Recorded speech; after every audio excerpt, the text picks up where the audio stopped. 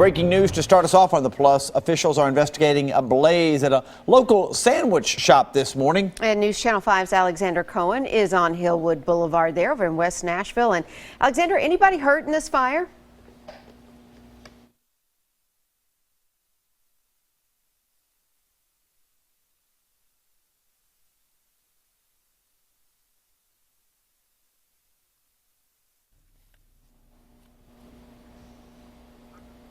All right, apparently we're having some problems there with Alexandra's audio there. That's at the old Chicago. There we go. I think we're starting to hear her now. Chicago-style Euro sandwich shop. Alexandra, can you hear us now?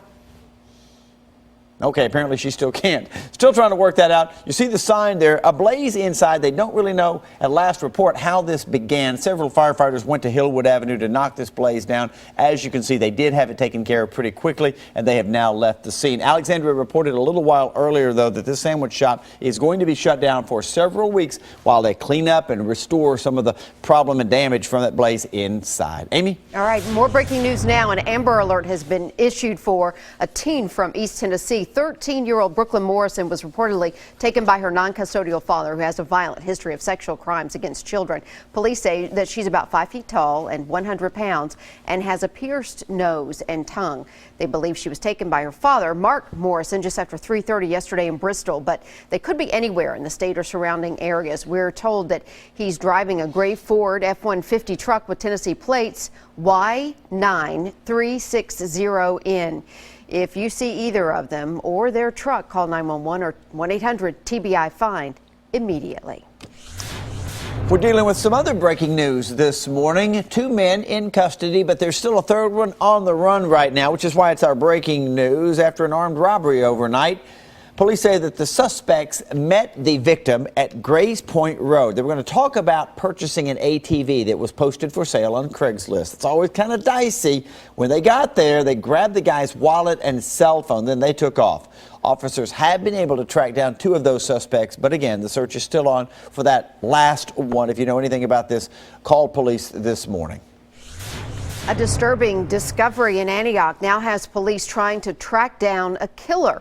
Metro Police say a man was checking on his cattle yesterday morning when he stumbled upon a man's body in a field. This is off Old Hickory Boulevard. We're told the victim had been shot.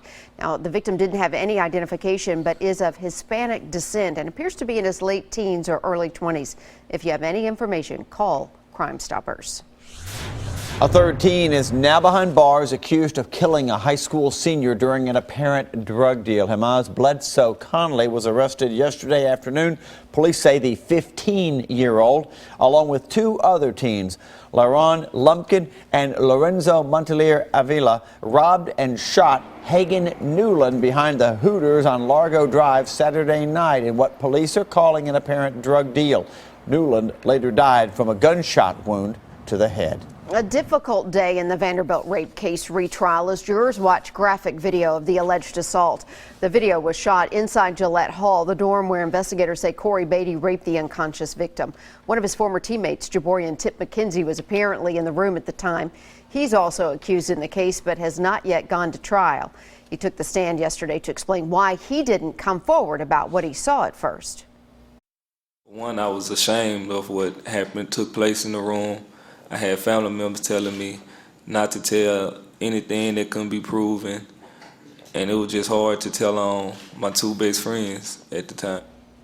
Day 4 of the Vanderbilt rape retrial begins this morning at 9. You can follow our gavel-to-gavel coverage on News Channel 5 Plus and our website.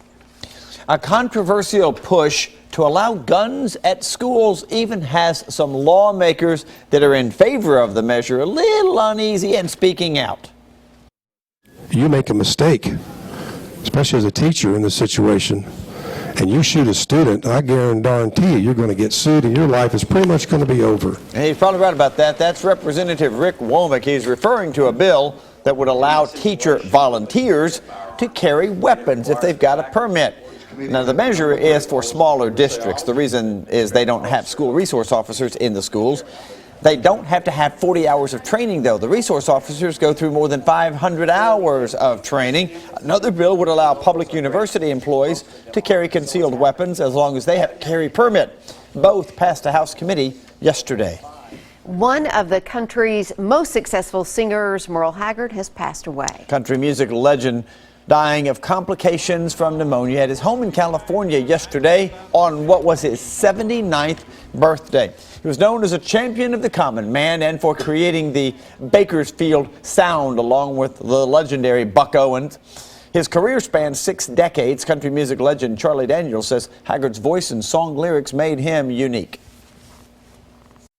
He spoke and wrote and sang in a language that everybody understood. When he said something, there was no abstract to it. You had to stop and scratch your head and wonder what he was talking about. You knew what he was talking about. In addition to Daniels, countless country music superstars have been paying their tributes to Merle Haggard on social media. We'll show you some of their tweets and comments coming up at 7:30.